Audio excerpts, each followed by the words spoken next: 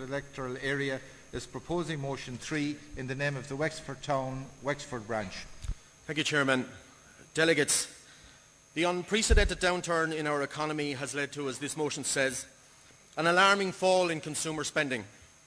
It's clear that the public's confidence in the economy is shattered, a reaction to the most ineffective government in the history of the state, whose inability to lead and inspire is breathtaking.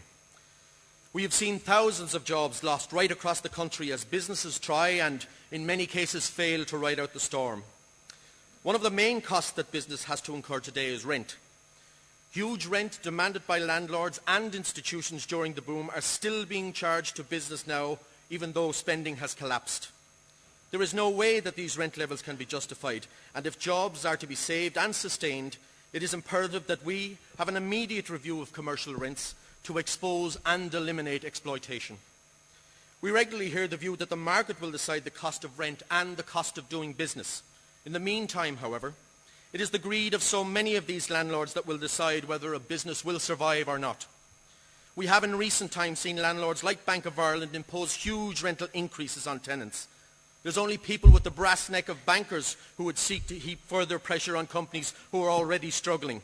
Fianna Fáil must abandon its long-held love affair with people whose only worry is what tax loophole they can find next. They must give small business a dig-out, and no party knows more about dig-outs than Fianna Fáil.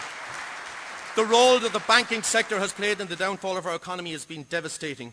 We must get rid and shake up the banks and get rid of the toxic directors, and they must be held accountable for the treasonous way that they have treated the people of this country. Labour in government will hold them accountable, and Labour in government will, as we have done in the past, get this country off its knees and working again. Thank you.